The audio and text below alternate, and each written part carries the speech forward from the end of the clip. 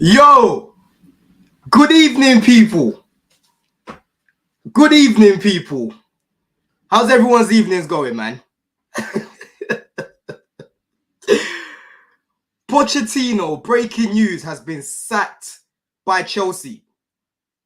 Yo, I can't even lie, yeah. I did not expect this. I was on my way. I just said in the group chat to the man them, I was on my way to go get some Savoy and chips. You know what I'm saying? About to go eat my dinner and whatnot. Then I just see this.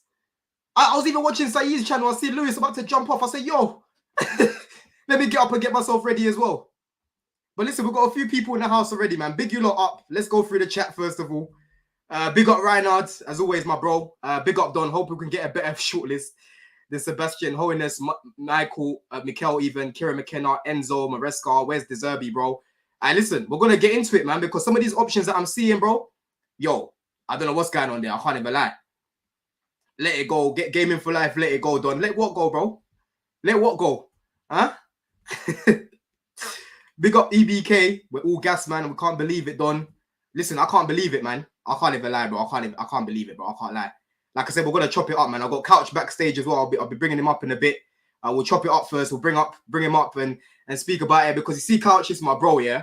And listen, he was defending Poch when Poch was making all those crazy decisions, and I was calling him Proctor. If you lot have watched Power, man like Proctor, yeah, one of the lawyers on the show, and that's what Couch kept doing. He's got his reasons and whatnot, you know what I'm saying, but we'll chop it up, like I said, because even now I'm just digesting the news. Yeah, I'm seeing more and more things coming up. I'm digesting the news. My phone's blowing up. You know what I mean? Big up Sayan, it's an L. I can't lie, bro, unless we get De Zerbi or Mota or Alonso.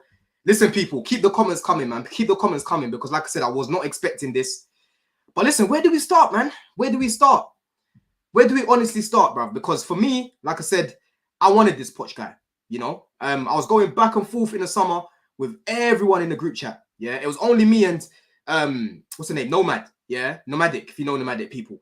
We were the only two really that were trying to, you know, get on this Poch, jump on this Poch thing and saying about the young players and how he's helped develop people like Kane and Luke Shaw and Lallana's at Southampton and whatnot and Spurs. And for me, I was looking at it and thinking, yo, out of the options that we've got available at the minute, you've got Enrique, you know, you've got Poch, you've got Nagelsmann at the time. I didn't really know much about him, but to be honest, I think he's a bit overrated the way people were going on about him. And obviously you had like I said, you had Pochettino. So I was looking at the squad that we've got right now, because people like to run away from the reality of the situation. The reality of the situation is we have a squad full of young players. And I was looking at who would be best to work with the players that we've got, you know, and at least build the foundation. I kept speaking about Poch. I spoke about Poch a number of times saying, yo, I don't know if this is the guy that's going to get us over the edge, you know, in terms of winning trophies. But what I said was, at least he can do the bare minimum. The bare minimum getting us back into Europe, whether that's top four. I thought, you know, top four was realistic, to be fair, with the squad that we've got, the fact that we've got one game a week, the fact that he's worked with young players before. You know, all of these things, he knows the league. I'm looking at it thinking, yo, he's taken some time away from the league. Maybe he's evolved as a manager. Do you know what I mean? You always see this guy on punditry after games and whatnot. You're seeing him there talking and whatnot before he took the PSG job. And even that PSG job, I said at the time, yo, he shouldn't take it. Yeah, he shouldn't take that job, because I don't know how he's going to deal with Messi and whatnot, you know? But surprise, surprise, he does the same nonsense that he was doing at PSG. I'm seeing this guy was playing Messi as a DM, Kimpembe as a right back. You know, Messi had his worst GNA the time that he had Poch. You know what I'm saying? You know, start of the season. The first game, I'm thinking, cool, against Liverpool, yeah, we're going to cook this season. You know, it was annoying with the injury of Nkunku, because he was cooking in pre-season and whatnot. But the first game, I was walking away optimistic, because the first 15, 20 minutes, Liverpool were all over us. But after that, we grew into the game. And that was one of Enzo's best games of the season. Reece James played really well as well, you know. So I was thinking, yeah, we're going to look good this season, especially following from what happened in pre-season, you know. Then West Ham happens. Oh boy, oh boy, oh boy. Carney gets injured. After that, it was just peak. Ben Chilwell left wing, Levi Colwill left back, Thiago Silva in every single game, Enzo Fernandez as a 10. I'm seeing Enzo overlapping against Everton at left wing. Enzo overlapping. Do you know what I mean? Crazy decisions. And like I said, for me, one of the craziest decisions I've seen is is sending Maatsen on loan and not playing him when he was here. Maatsen was our best player in pre-season. You know, people like to say, "Oh, pre-season doesn't mean anything." Yes, it doesn't. You know, you don't look at the results and say, "Yeah, we won all our games in pre-season, so that means that we're gonna have a good season." It doesn't work like that. But pre-season is a good way for you to see, you know, what your manager's trying to do, especially when you've got a new manager. You know, when you've got new players, you can kind of see what they're like, the sort of quality that they can bring to the team. And for me, Maatsen was our best player, and he wasn't even playing at fullback in pre-season. He was playing on the wing. You know what I mean? Him, Andre Santos were top 3 for me. The season starts, we hardly see this guy. His first start, he starts against Palace. He plays him at right wing against Palace. I was even at that game. And I was looking at him thinking, yo, why the hell is Maatsen playing at right wing against one of the most physical teams that you're going to get? Every time he's getting the ball, he's just getting dashed about. So you're basically setting him up to fail. You know what I mean? And that's what he's done consistently this season. He's set the team up to fail time and time again. I was being told start of the season, just give it a little bit more time. You lot are impatient. I said, listen, you're not going to build no chemistry, no cohesion. You ain't going to build nothing if you're constantly playing people out of position. That was one of my biggest problems with Poch. And I said, we're not going to make top 6 if we're playing like this. You know, all season I've been fighting against rivals saying our players are crap. Our players can't do anything. You know, the way they talk about Enzo like he can't kick a ball. They'll talk about this guy like he can't kick a ball. And I'm like, bro, I get these guys are not world class. I get a lot of these guys are not Chelsea level. But they are professional footballers playing in the Prem at the minute. Yeah? They play football every single day. If you set them up properly, they will play better, is what I said. It's not rocket science. I'm not a coach. You know what I mean? I played at a decent level. I've played with some players playing in the Prem at the minute as well. But I'm not a coach. I'm not in and out every single day with football. But I've got eyes, bro, that God blessed me with. Yeah? And my eyes were telling me that a lot of these things that this guy was doing was not right. It was not right. I haven't got an agenda on this guy. I wanted this guy to do well. I wanted this guy, people. Yeah, and I don't want to be changing managers. Like, what, a year after bringing this guy, we're already on our second manager already. How many managers is that now in 3 years? Yeah, so we've had Tuchel. We have had Lampard back again. We've had Potter. We've had this guy. We even had Bruno. Remember that Bruno guy, yeah? Potter's assistant. Yeah, or one of his assistants or whatever it was. He took charge against Liverpool, right? That's not good. That is not good. I'm telling you, I've got a strong feeling that Poch hoodwinked these guys. I know it's not all on Poch. I know that, people. Yeah, it's not all on Poch because end of the day, the squad that was designed, in an ideal world, you want more experience. Yes, you do want more experience. In an ideal world, you want a striker. But let's take it back to the summer. Don't forget that the market for strikers in the summer was not great. You know, Harry Kane, there was a few links, few whispers here and there about Harry Kane. That didn't happen, you know, for obvious reasons. He ended up going to Bayern. You know, Osimhen wasn't available at the time. Tony was banned. The market was so dry for strikers. So that I kind of understood that, yo, okay, the market's a bit dead. Maybe they'll go do something in January. Do you know what I'm saying? Yeah. So overall, the owners could have done more in terms of building a squad a little bit differently and bringing in a little bit more experience. But at the end of the day, Poch knew what he was walking into. He knew exactly what he was walking into. Yeah, I've spoken about this a few times. If you go out to a bar, you go out to a club, you're going out in Shoreditch, yeah? You see a girl, you're talking to the girl, and she tells you, yeah, I make OnlyFans, yeah? And you're still talking to her, by the way. You're still talking to her. Nothing against girls that do OnlyFans. Do your thing, innit? Get your bag, yeah? But you're still talking to her. She's doing OnlyFans. After that, you get to know her. You take on a few dates. Now you're in a relationship with her, yeah? And then now you're feeling insecure. Ah, babes. I don't really like this OnlyFans thing no more. Nah, bro. You can't say that to her because you know exactly what you walked into. You knew that she was an OnlyFans thing, but you decided to go cuff her either way. And it's the same thing as Poch. No one put a gun to his head to take the job, knowing that you're working with all these young players. You know what I'm saying? Why did he not have any trust in the academy?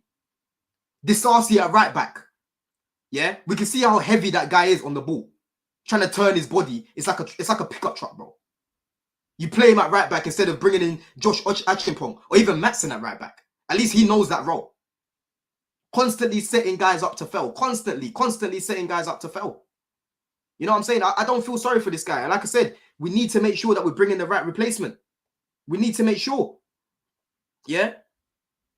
Things are breaking as we speak at the minute. And I'm going to bring Couch up in a sec to have his full, say what he, how he feels about things.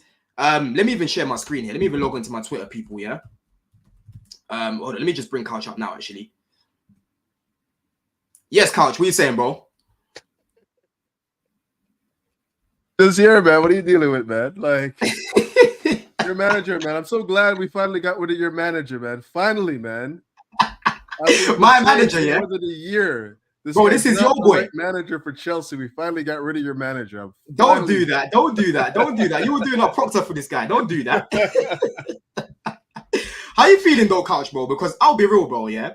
I know obviously we've had a few whispers and whatnot about what's going to happen to Poch, but bro, it's surreal actually seeing him getting sacked because I honestly felt that they would keep this guy because I was looking at him thinking, yo, he's hit the objective now. You know, the players like him. You know, he hasn't been great overall, but he has hit the objective, so they're probably going to keep him. What's your thoughts on what's going on at the minute, bro? Because the news is still breaking as we speak. Yeah, I don't know. Again, it's hard to say what has actually transpired, whether or not he got sacked or whether he walked, right? Because remember, he was saying all through his through exit pressers that he was saying that, like, you know, maybe I don't want to be here. Maybe the decision isn't just up to me, or up to them. It's up to me as well. So it could be a combination of both. We were getting some leaks about him not wanting to have more say in the selection of players and whatnot. That seems to be untenable because it doesn't look like the board is willing to relinquish that. I agree with them for once. I don't want to see any manager who isn't I don't want to see any managers have any control over the transfer window right now. We need a guy that is just able to deal with the squad and cope with the squad. I don't want anyone pulling players in like Conte did, looking for, like, what's his name, that all the players that he wants. What did he want? He wanted the Italian guy there. He wanted the Chilean guy. All these guys that were like from his teams from past, right? You know the guys I'm talking about. And then I just want a manager to come in and coach the squad. So that's big for me. But with that said, we're looking at a very, very young squad right now, like a very, very young squad. And the one thing that I just did not want to see happen is to see the chopping and changing, because different philosophy to different philosophy just leads to a lost squad, you know. And then you take into account that all year this squad has been fighting to reach the objectives and to play for this manager, and then then he's gone like a couple days later. You know, it's kind of odd to me, because it seemed like we were just getting to a point where we're starting to see the squad reach a level, you know, where we're getting healthy and we're starting to see some things that may even be conducive to us kicking on next year. So I don't know. I'm not really too keen about new managers coming, because the names that we're being linked with right now are meaty to me, you know. But when you look at next summer, you know, there's a lot of managers that are going to be available next summer that might be more desirable, you know. So like who? We'll have to wait and see, I guess. Like who? When you say next summer, like who? Well, Klopp's going to be available. Pep's going to be available more than likely. Xavi Alonso's another one that could be available next summer. Oh, that's a big strength. Those three names that you've mentioned, I don't see them coming Chelsea. Well, I mean, who knows, right? Who knows? We're just basically, where could Pep possibly go outside of if he leaves Man City? Like, I think he's going to take a little bit of a break, man. Well, it's possible, but like if he were to leave and he wanted to stay in a job, if he wanted to leave and stay in a job, like, where is he going to go? Like, he's been to Bayern. He's not going to Real Madrid, obviously. I doubt that he wants to go to PSG. So, you know, there's not really a whole lot of suitors there. You know, what do you think of these names, though, bro? I'm sharing the screen right now. So Kieran McKenna, Thomas Frank, and Vincent Kompany to be considered, right? You know, what do you think of some of these names here? Of the three, Thomas Frank was the one I was hearing the most, and this is like back in December. A friend of mine is in the Chelsea Trust or whatever, and he was saying, yeah, they're looking at Thomas Frank, and I'm like, there's no way. This guy doesn't play the style of football that we want to play. He plays counter-attacking football. You know what I mean? Like, how can you bring in a squad of players that want to be possession-based and play on the front foot and be aggressive in the final third, and then bring in a Thomas Frank who wants to play on the counter? Makes no sense. Yeah. Then you look at, I don't know much about this McKenna guy. I'm going to do my homework on this guy too, because his name has been linked as well. That's giving me Potter vibes though, man. That, you see that McKenna one, yeah. I'm reluctant though, because you see what it is, yeah. Like, we're still a big club. I know they're ideally looking for a youngish manager, which it depending on who it is. I don't mind, innit? Depending on who it is, because Zerbi's young. Zerbi's only 44. And you know that that's my number one choice. You know what I'm saying? But with McKenna, they have been playing some good football. I'm not going to lie and say I've been watching Ipswich, but I've been hearing some good things about him. He got them up from League One, actually, and then got them promoted straight into the Prem after that, right? So the way he plays is good football. You know, it's real attacking football.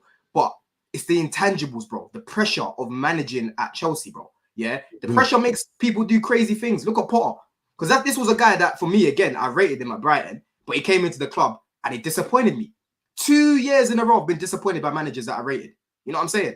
2 years in a row, bro. So this McKenna thing, I'm reluctant. I can't even lie. We're not in a position right now, especially after sacking Poch, to go bring a guy who technically is a bit of a novice. You know what I mean?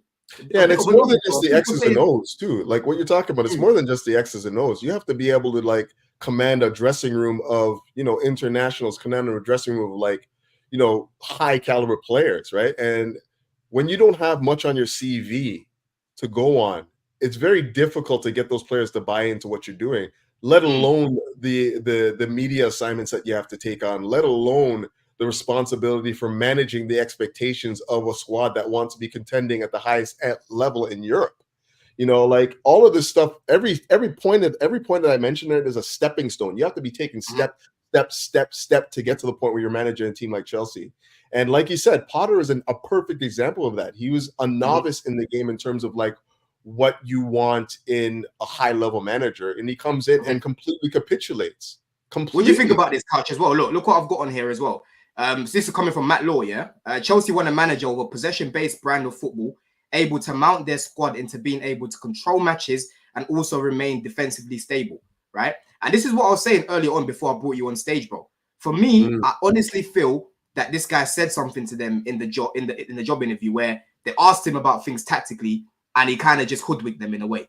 Because, bro, let's be real about it. In pre-season, yeah, we talk all the time, bro. Every day, pretty much, yeah, in the group chat and whatever.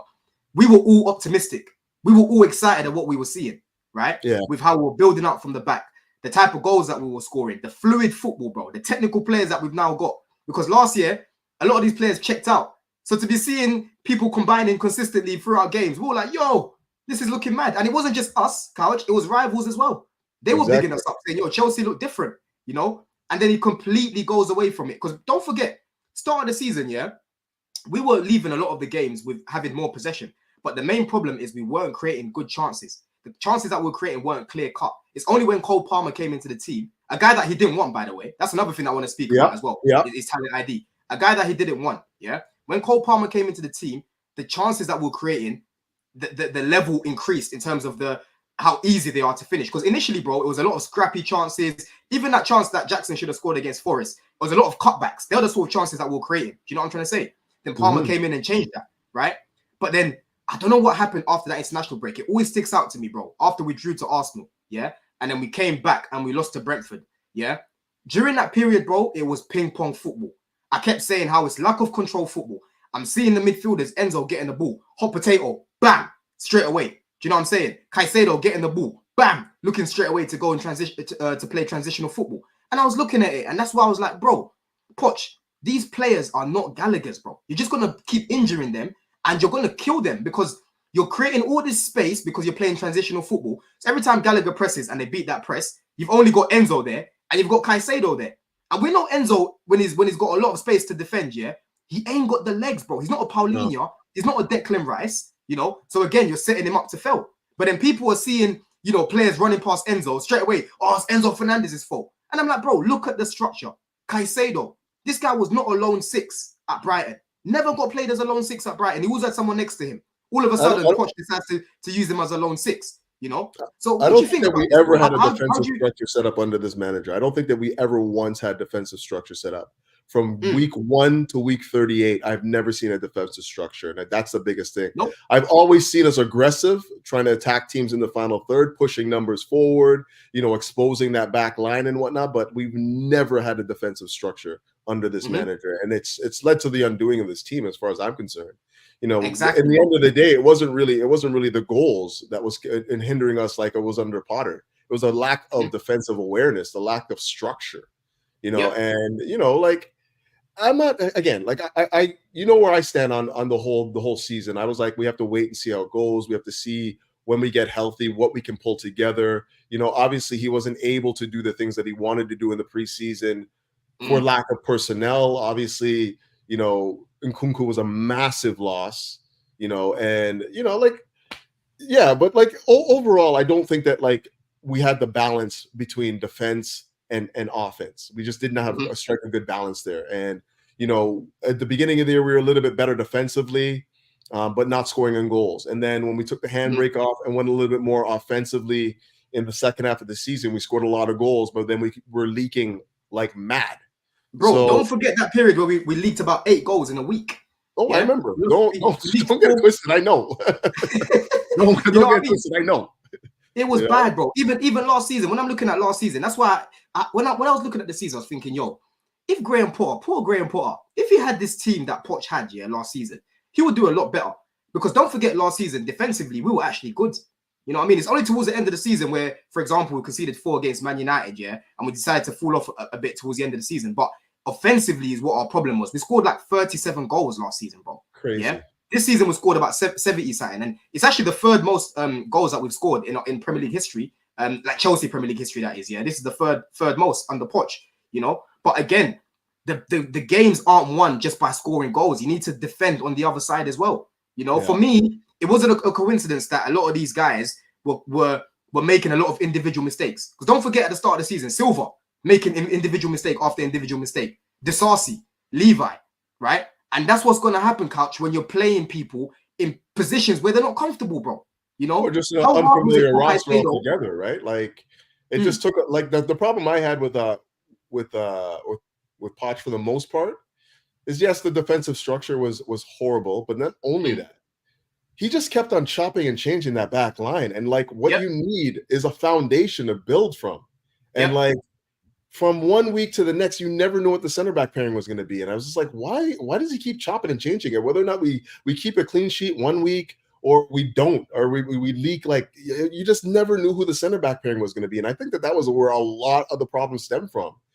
Communication, lack of understanding each other's games well. You go one game where you have Thiago Silva next to you, he's going to be all the time.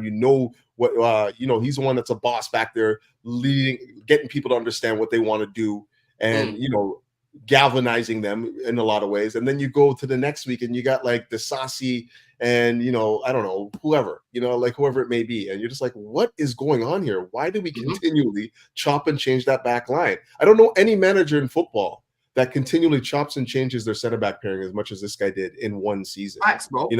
Facts. It's crazy. When you look at all our rivals, look at Saliba and Gabriel. Yeah, Gabriel wasn't starting start of the season. Cool. There was probably some domestics internally that had to get sorted out. He came back into the lineup. Liverpool, they don't change their pairing, bro. Yeah. United have had a lot of injuries as well, but if it's up to them, they don't change their pairing. Last season, it was mainly Martinez and Varane. But this year, they've been riddled with injuries. With us, yes, we've had injuries, but we've still had enough players to keep the same 11, your strongest 11 at that period. You're spot on when you say that, bro. He hasn't allowed these guys to build any chemistry. But another thing here that's come out is Chelsea's next manager will be under pressure to deliver UCL football and also compete for trophies. Obviously, that's all PR in that. But what do you think of Gordon's comment here? Because it says here, the players were playing for Poch as he was very popular with them and he was starting to get better results, and to get European football next season is amazing with all these injuries. What do you think about that right now? Because the players, bro, they must be sitting there and thinking, raw, it's actually gone. Yeah, that's the worry I have right now, because I do believe that they were playing for the manager, especially right up to the end of the season there. We started seeing some really good performances. So that is a bit of a worry, but it also leads me to believe that I don't know if this is necessarily down to him getting sacked as much as it him just saying, like, you know what, if I can't get what I need right now, I'm not going to go under another season where I'm going to be put under pressure and not get what I want. I mean, if you want me to take the responsibility of this squad, you have to give me some players that I need to build my system.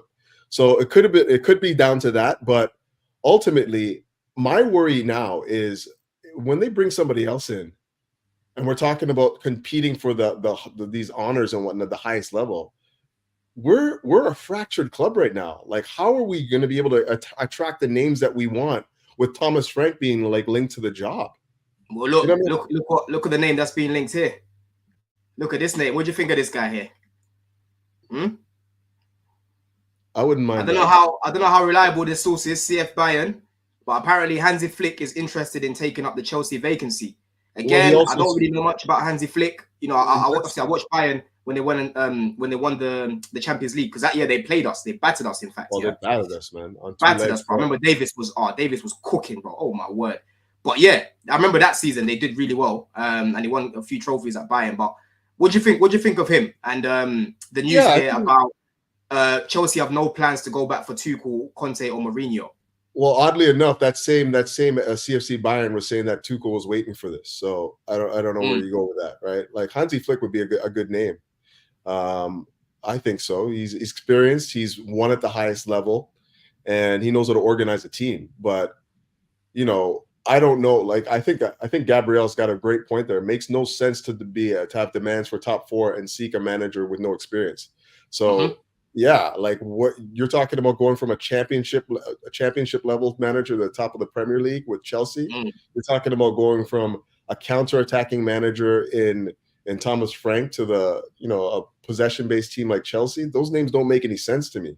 Even Amorim, I know that we're not going to be able to pull him in based on the fact that to buy him out of his contract is going to be crazy, and I don't think we're going to be able to do that. But even him, he plays on the counter-attack too. He plays that back five assist setup as well, and like I don't know if he's ideal either. So does De Zerbi know how to like really structure a team to play defensively? I don't think so. Yeah, what's your thoughts on De Zerbi, bro? Because I haven't really heard you say much about him. I'll be real. Yeah, I mean, I think that what we get from De Zerbi is a guy that likes to he's an ideologue. He has his own ideas and his own impressions on football.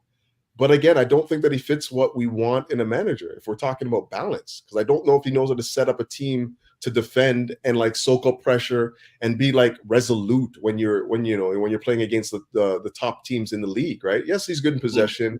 Yes, we're good at like creating opportunities where we're very direct in our attacking approach and we can get on the front foot and put teams under pressure. But I'm looking for a more complete manager. I'm looking for somebody that can give us both defensive structure, work out how we need to play in transition, then also hurt teams in the final third. And that to me is a special manager. There's not a lot of those guys in world football right now. This is the thing. This is what we're working with, bro. Exactly it.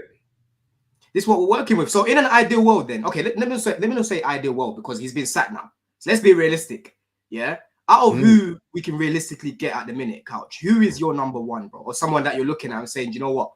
I wouldn't mind giving him an opportunity to come in and try cook a little side. Yeah, because let's be real, we've got some good players in this team. Absolutely. Right? We've got some good players and we've been missing some key players. I spoke about this earlier because on the terrace, bro, I said, yesterday, I said, honestly, bro, next season, if we can maintain fitness to a lot of our key players, when I say key players, I'm talking about Lavia. Me and you, bro, we've got the same take on Lavia. We're both loving him, right? Top player. Lavia, right? Reece James, Fofana, hopefully, yeah, and Nkunku. These are all key players who potentially could be starting for Chelsea or should be starting for Chelsea week in, week out, right? We keep these guys fit. We make the right additions. And for me, I was saying if Poch carries on doing what he's doing at the minute, I said I honestly think we can challenge, bro, right? And people were like on the panel were like, whoa, what do you mean? And I'm like, bro, we've got some good players in this team that we've barely seen. Anyone that's a Chelsea fan, right? I bet they haven't seen the team that they would pick out once this season because a lot of these guys have been injured. Do you know what I'm trying to say? Right? Yeah, and I spoke about Arsenal specifically as well. If Arsenal had to depend on Reece Nelson or Cedric, the way we've had to depend on certain man like Disasi and whatnot, these guys would not be competing, bro. They would not be competing. Yeah. And I saw some crazy figures about the amount of injuries, the different injuries we've had this season. Yeah. I'll bring it up, but yeah, what do you think about that, bro? What do you think? I'm just thinking that we're gonna if we're bringing in another manager now, everything that you just discussed, like the fact that we're gonna be able to challenge, if we have a fit squad, that's gonna set us back again, right? Because we're building again from ground up. Again. Would you say it's from ground up though? Well, yeah. Because for me, how I kind of look at it, I feel like we've only started building from Villa. I'm being so real. Like if he started doing this, even to get to that point, even to get to that doing this from early on in the season, yeah. What's that? Hold on, Couch. If he started doing this from early on in the season, like let's say he started doing this from Christmas and it was working, but we weren't really getting the results. I'd say, do you know what? It's a little bit harsh because I could see him trying to change things and whatnot. But bro, he's only done this towards the end. He dug his own grave, bro. He's honestly dug his own grave. And big up Xavi. We've got Xavi in the chat as well, man. Big up, bro, man. But I'm trying to get this thing up about the injuries, bro. It's crazy what I saw. Yeah, no, I saw it. Like we had like what? How many man games? Like the most in the Prem for sure, without question, right? But no, I'm just saying that like the whole idea is about like the relationships that you're keeping on the pitch. Like he's built a foundation with these players, you know, regardless of what you were seeing game in, game out. They were fighting for it. And now we have to start again with a new manager, a new ideology, a new philosophy, a new way of playing. I don't know if you can see the screen as well. Many Chelsea players are surprised by the club's decision. There this you go. Is from Fabrizio. There you go. There you go. So, and then to me, it's more than just like the squad. It's also going to be about like you're going to hear like agents, you know, that are going to be like, wow, you know, like they're going to be talking to their other players and like, well, this Chelsea thing's a mess right now. You know, like this is an ugly thing to come into right now, just based on the fact that there's absolutely no stability. You know what I mean? Like what players are going to want to come in who have other suitors around the world to come play for this Chelsea team when they don't even know the manager, you know, and, you know, all that stuff is coming down to now. Like if you're talking about getting somebody like, you know, whatever, what's his name there, Osimhen, or any of those like big names that we've been linked to last little while, those decisions, the groundwork for that has already started. If it has, you know what I mean? If you're supposed to be in the running for him, that groundwork has already started. And they're thinking, yes, here's our manager. This is the guy that we're going to be working with. Okay, cool. I'm going to watch a few of the games. I'm going to see what they're about. That's all dead and buried now. You have to start all over again. And if you have the choice between going to a Chelsea team that's in complete disarray right now, or you go to a more stabilized Bayern or wherever, you're probably going to choose the opposite at this point in time. So I'm worried about that. I'm worried about structure. Bro, you know what it is? Hey, bro, I'm telling you, yeah, these owners cannot get it wrong, Couch. They honestly cannot get it wrong, bro. Hell no. There's already a huge group, CB's lot, yeah, all these crashes, whatever they want to call themselves, yeah, that criticize any little single thing that these lot do.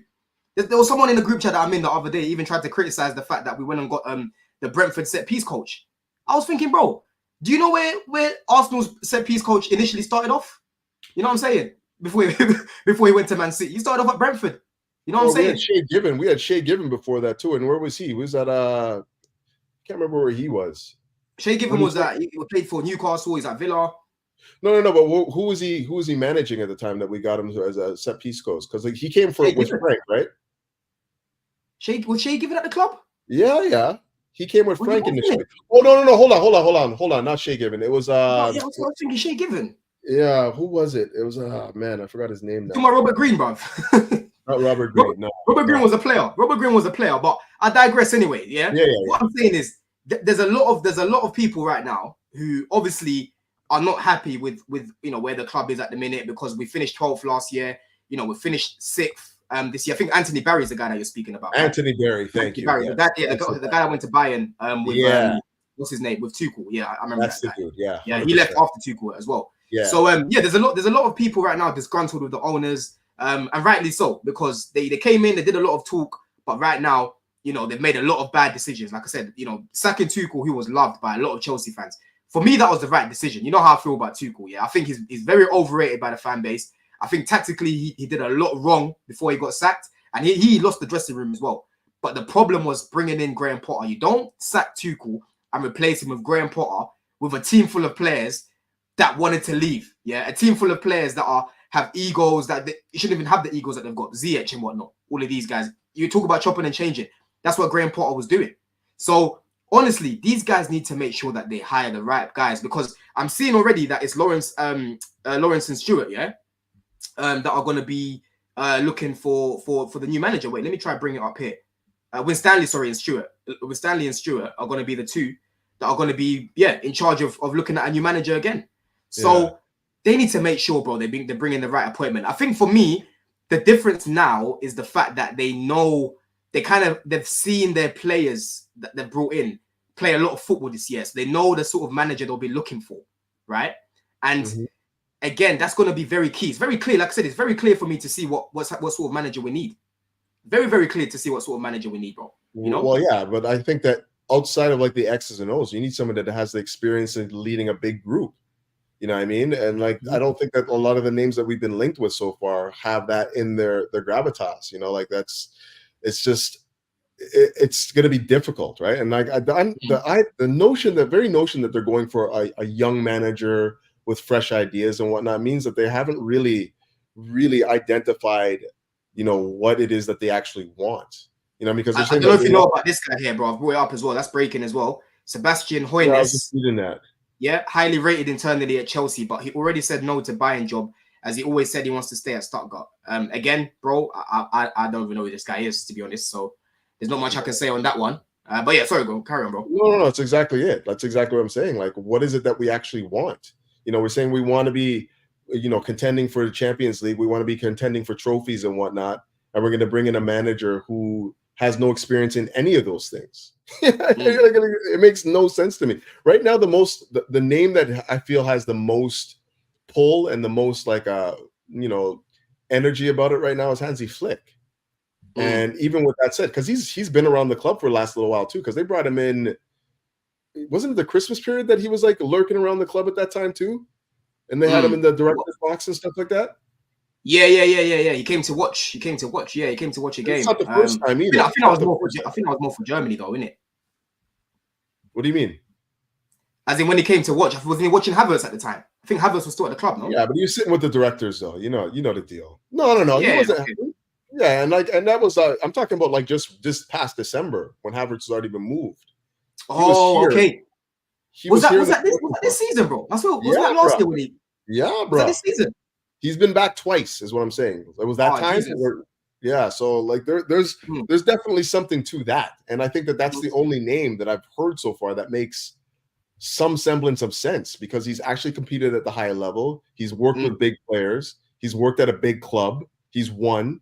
You know, that makes sense to me. But again, I haven't really done enough research on his football overall to say that this is the right fit for us at the right time. You know, and you know, it's just hard to say. And there's more coming out here. Chelsea want to build a Xabi Alonso type project. They want a manager who likes possession, a team that can lead the game. I honestly think these lot were grilling. They were grilling Poch, bro. They probably brought up all the games, you know. I showed him. I said, yo, for this game, why did you do this? And for that game, why did you do that? He probably had his translator next to him because, you know, listen, big himself up because he can speak multiple languages, innit, yeah? But his English ain't great. You know what I'm saying? Right? And when he's answering questions in English at times, he's all over the place. I'm struggling to understand what he's saying, you know? It's only recently where he said to Saraya, oh, you're not going to ask me any tactical questions? Because finally, he's decided to fix up. So now he's happy to talk about it. But before, when she was asking him, yo, why did you start Gallagher left wing against Sheffield? The guy started talking about the balance of the team. I'm thinking, bro, you didn't add no balance to the team by playing Gallagher left wing. You did the complete opposite. You imbalanced the team, if anything, right? Because our left-hand side was lopsided. Sheffield had a higher XG than us, Couch. Higher XG than us. And they've conceded over 100 goals this season, bro. 100 goals over the season, bro. I can say this. I think that this is kind of where part of the problem is with Pochettino as well, is just communication. Like, I feel like this guy struggled with communicating what it is that he truly wants with the squad. Because, again, his English is not very good. It's like you said, I remember we were in the chat one time, we were talking about, like, this guy, one of his interviews, his post-match interviews, or maybe it was like post-game, and he just went on some tangent that nobody understood. And we're like, is this guy drunk? Is this guy smoking something? Like, you remember that? Like, it was like, I can't remember what exactly he said. It was bizarre, man. Like, just listening to this guy talk, and I was like, wow, like, what is it that this guy's actually trying to say at this point in time? You know? But yeah. But when he first came to England, bro, don't you remember? He used to have the translator, bro. He couldn't speak English. Right. He couldn't speak English. And I'm happy he's trying, but it's hard to understand him, bro. It's really hard sometimes, man. So to you now, so what is it about the Zerbi that you want? Bro, like I've said, for me, when I look at the sort of players that we've got, a lot of our players are very technical, bro, and they don't want to be playing this transitional ping-pong football, yeah? Like I've said, he's worked with Caicedo before, you know, he's worked with Mudryk before, he's worked with Levi Colwill before, and all of these, man, like to play close to each other and to combine like that. That's how they beat multiple presses. You know, they beat them. Bro, when we played them the other day, yeah, they were better than us in large parts. right? We've played Brighton 3 times this season, and it hasn't been an easy game for any of the games that we've had. We beat them in the Carabao Cup when Palmer started. That was his first start for Chelsea. And we beat them obviously at the Bridge when Enzo scored 2 goals. And then we beat them the other day. And don't forget at the Bridge, that just reminds me as well. At the Bridge, Gallagher gets sent off, in the first half couch. Remember that? He got sent off, Disasi was getting cooked on that right-hand side. Getting cooked. What does he do? Ian, I need you. Bro, come. He plays Ian Maatsen at right back, and Ian Maatsen was brilliant in that game when he came on. Brilliant. The next game, he gets dropped. He gets dropped the following game. I'm looking at him thinking, bro, you just called this guy to save you, and make sure we get those 3 points. He plays very well. Then you drop him again the following game. Facts. You know what I mean? But back to the Zerbi, like I was saying, bro, For me, like I've said, I like the way he builds out from the back. I like the constant patterns, right? And again, for me, I think the sort of quality that we've got in this team, it will allow us to play that risky football. Obviously, for me, I don't want to be seeing us constantly playing out from the back like Sanchez. Sanchez has that Brighton way of thinking where he's constantly playing out from the back. Sometimes just go long like Petrovic. That's why I like Petrovic, because sometimes he'll just kick it long. You know what I mean? Levi sometimes, when you get the ball, look at that left winger like you were doing with Mitoma and just play it long. It's not every day go to Caicedo if he's being pressed. Because end of the day, as much as I like these guys on the ball, we're still playing in the Premier League, bro. You're going to get pressed by Premier League footballers. You know, sometimes you might lose it. You know what I'm trying to say? But in terms of how he plays, bro, I see us scoring a lot more goals with the quality that we've got. He's got a bigger budget, like I said, and he'll have more quality. The sort of football that De Zerbi plays, it needs players that can play that sort of football. Otherwise, it's not going to work. And we've seen that this season, bro. The amount of times I'm seeing him trying to build from the back, someone in the midfield gives the ball away, or in the attack, the final third, like when they played against us, bro, the final third, they were poor. Yeah, they were getting in good areas, but they were poor. And I said in my match reaction when I put it on my channel, I said, bro, if we played like how Brighton played against us today, we would have smoked Brighton. Yeah. In the second half, we resorted to countering them because of how they were just pressing us and applying a lot of pressure. Do you know what I mean? So listen, I've got the same concerns like everyone else when it comes to De Zerbi defensively. But I honestly feel that if he had better defenders and a better team overall, he won't be conceding as many goals, bro. That's just how I kind of look at things. I can't lie. What do you think about it, though? I don't know. I think the defensive structure is a worry. And I think for a team that plays with possession as much as they do, obviously that's a big part of it. Like you want to have 60-65% of the possession. And when teams are coming at you with a 30-35% and they're scoring as many goals as they did against him, that's a problem. That's a problem, and for sure, losing their best player year after year after year can't help. I mean, they lost their best midfielder in Caicedo easily. That's not going to help them defend, and McAllister, that's right. So it's not going to help. But at the same time, I don't like managers that have like the one track mind, that don't see that what they're doing right now. Like Postecoglou is a perfect example. Yeah, they go down to 9 men. This guy's still playing a freaking high line. And I was grateful for it because we battered them 4-1 after that, right? But for me, I need a manager that can assess the game, see what's happening in the game, and not be so egotistical that they're not going to be like, okay, fine, we need to just close up shop right here and just be defensively sound right now because this is not the game for us right now. I need a manager that can be assess what's happening and be humble. You know what I mean? Yeah, be a little bit humble as well. Yeah. Well, for sure. Just assess the situation and give us a solution. Don't just say one track mind. This is how we play. This is how we play it. And, I don't think that De Zerbi is necessarily that, but let's be honest here. Like when we played them this year, there were at least the first 2 games in particular, I thought we played them off the pitch. Like I think we played them off the pitch. Well, maybe not. Maybe that's a strong word, but I thought that we were much better than them. I thought the Carabao Cup were better than them in that game. Yeah, I agree with that one. But they still gave us the game in that game. Maybe I'm not remembering. Let me just see if I can pull up the thing is, people like to take away the context of what he's dealing with this season. Yeah. First of all, let me answer this comment that Cruz Banter said here. Big up yourself, bro. You can't build patterns with confidence if you're hoofing the ball, bro. It's a 90-minute game. Sometimes in that 90 minutes, go long if you need to. You don't always need to play out from the back when it's not on. You know what I mean? It's a 90-minute game end of the day. I'm not saying keep hoofing it because that's not what De Zerbi wants. If you look at Pep on the side, when Man City lose the ball unnecessarily, like he shouts at them because he wants control of the ball. And it's the same thing as De Zerbi, But let's not act as if last season the guy didn't finish what? He finished 6th, was it 7th? He finished? Brighton's highest ever finish in the Prem. He got them into the Europa League. But all summer, I remember I said, yo, you're going to see Brighton fall off a little bit now because they've lost McAllister, they've lost Caicedo. Yes, they're good in terms of their scouting network and the sort of players that they bring in. They're really good at that, Brighton. Yeah, they've got a good scouting network. But at the end of the day, McAllister and Caicedo, it's not by mistake they've gone to Chelsea, a big club, and it's not by mistake they've gone to Liverpool, another big club as well, because they're top players, and those are big misses. And at the same time, you're dealing with a lot of injuries, and you're dealing with 2 games a week.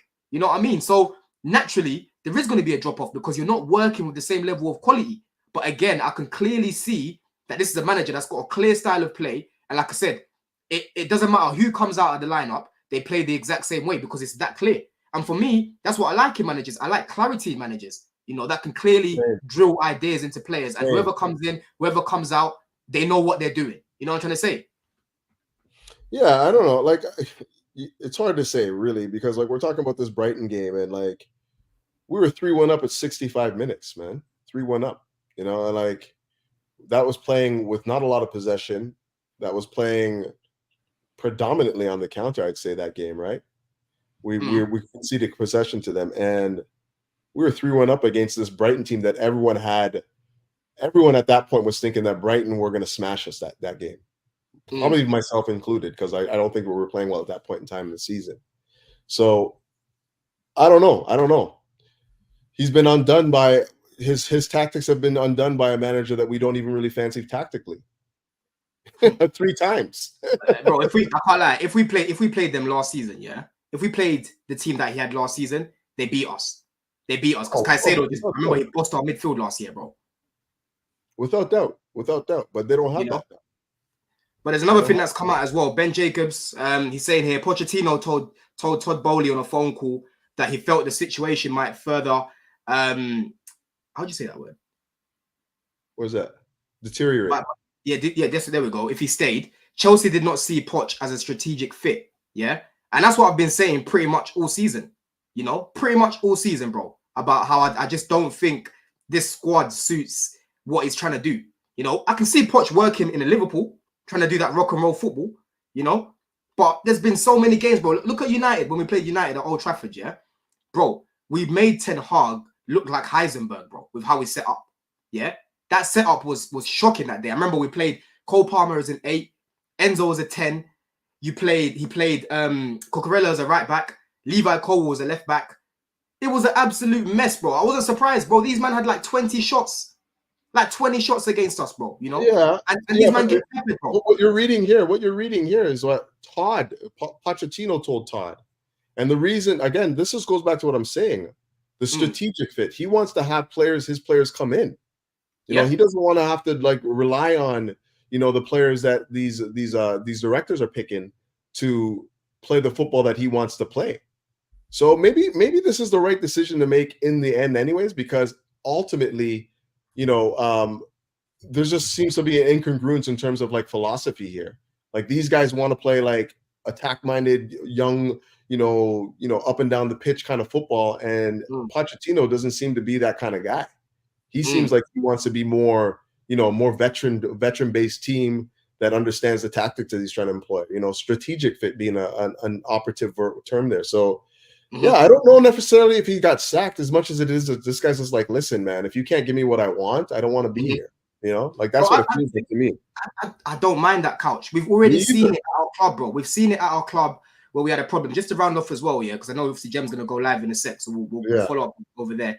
Yeah. But, bro, we've seen it where we've given the managers too much control, right? With Roman, we had players from Tuchel, players from Sarri, players from Lampard, all in one team. Yeah, and we ended up having to flush them all out last season. So for me, bro, I don't mind that a lot, like the club have the control in terms of the signings. Obviously, you're going to speak to the manager. You're going to get their input on certain things. That's fine. But end of the day, if it was up to Poch, we wouldn't have Cole Palmer this season, bro. Nope. If it was up to Poch, we'd have Ugarte, right? And these sort of guys. So I'm happy that the club are trying to bring someone in who can work with the sort of players that we're going to be bringing in. Because if you look at Man City, that's what they do pretty much. They're not going to go from Pep to like a Conte sort of manager. They're going to look at a manager that can work with the players that they've got, right? Sure. A lot of the signings that they make are club signings, bro. Pep might have a say in it. Pep might say, yo, I want Harry Kane, I want Haaland, because they're like star signings. But overall, they'll come to him and say, yo, we found this guy, What do you think about him? And then from there, he'll look at it and say, okay, yeah, bring him in. Do you know what I mean? So that's what it needs to be in modern day football. You can't have managers having too much control, because when they leave, when they get sacked, bro, you're stuck with these players. Yeah, that's exactly what I was saying in the chat the other day too. Like the day of having a manager make all the decisions that for the club going forward is long gone. And for the reasons that you just said, we need somebody that can basically adopt the philosophy that we're trying to employ here and keep the continuity going. The continuity is kept with the directors. I never liked the idea of having like buy players for a manager when, the managers last 2-3 years now, best. You know what I mean? Like not even at Chelsea. Like it seems like every 6 months we're turning over the managers anyways. The only consistency that you want to see right now is in philosophy and idea of football. So you can bring in as many different managers as you want. The players are consistent in that they play a specific style of football that we want to employ at the club. So I don't have no problem at all with taking the control away from the manager in terms of handpicking the players he wants for his system. I do agree, though, that every manager should at least have one player that they can say, I want this one player. Give them the opportunity to say, I want one player for the way I want to play. And then anything else after that, well, maybe that's Gallagher. Maybe that is maybe that's Gallagher. I don't know. It's possible, but yeah, you have to give him one. Just to finish off there, what do you think is gonna happen with Gallagher then, bro? Do you think he's definitely a goner now? Oh no, I think he's gone. I don't think that there's there's nobody at the club that's fighting for him at this point in time. Yeah. And again, these owners, these directors, look at what we picked up in the 8 position and look at what we picked up in the number 10 position. Like, look, if we're fully healthy, where does he fit in that that context of players? Like, where does he fit? Bro. For me, he's a squad player. For me, if anything, and I know he doesn't want to be a squad player. So it's hard. The thing is, that's what I was saying. I remember if we go back to summer, yeah, and I was saying in the group chat when we hired Poch, I said, yo, you see this Gallagher guy, yeah? He is Poch's type of player on paper because he presses off the park, right? And that's why I kept saying, bro, we need to get rid of this guy because we're going to keep playing him. We're going to keep playing him every single game. He definitely helped us this season because I heard what you were saying the other day in terms of his fitness, his health. He's reliable, innit? He's durable. He's always available. And, he's always willing to play, right? That's one thing about Gallagher. He doesn't get injured like that, right? And when he got ill the other month, I was thinking, Gallagher's actually human. Do you know what I'm saying? Right. But the only problem with that is he thinks he's Iniesta. Poch thinks he's Iniesta. He thinks he's Paulinho. He thinks he's Declan Rice. He thinks he's all these players all in one, right? And he thinks he's the answer for every single question. Yeah. And that's what the problem is, because there's been so many games where Gallagher wasn't needed. I remember when we lost against Middlesbrough, the first game, yeah, we were so bad in that game, bro. Yeah, Cole Palmer is a 9. Gallagher was stinking at the place.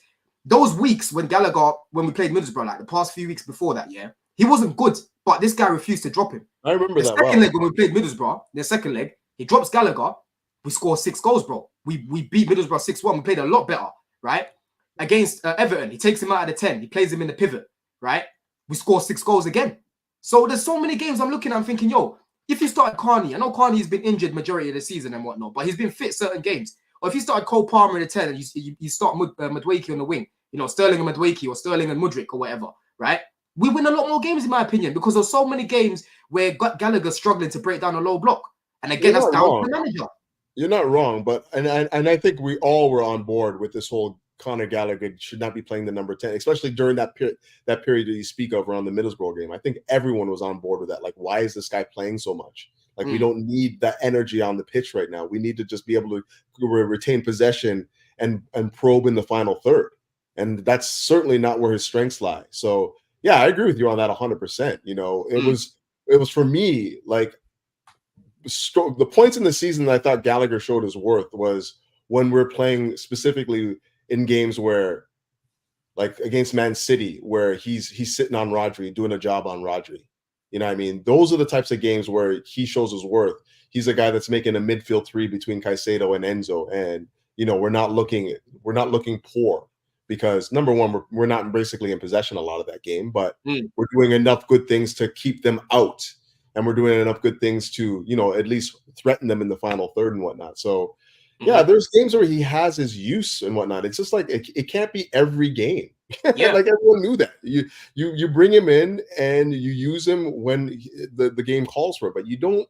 He's an evergreen, obviously, because he's always fit, but there are situations where for sure he did not have to play, and in the roles that he played in, and I couldn't understand it myself. But you know, here we are today. You know, like I mean, I'm still not convinced that the reason why he leaves is because of the season that we've had. I think it has more to do with just philosophical difference between how he wants to set up his team in terms of like, if I'm going to take on the responsibility for this Chelsea Football Club and wear all the brunt of the, you know, the pain, I want to be able to get my guys. You know, I want to be able to live and die with the guys that I trust to deliver the football that I want to play.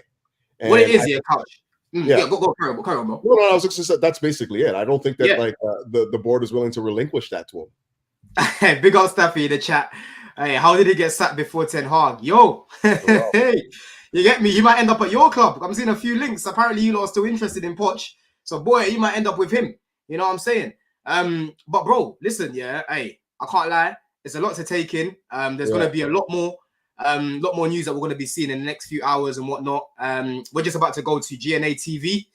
But yeah, Coach, man, let them know where they can find you, bro, man. Love for jumping on. I appreciate it, man. Yeah, you know, I'm on Twitter. I'm at what is it? Blue Kelth Critic on Twitter, and I got my own channel.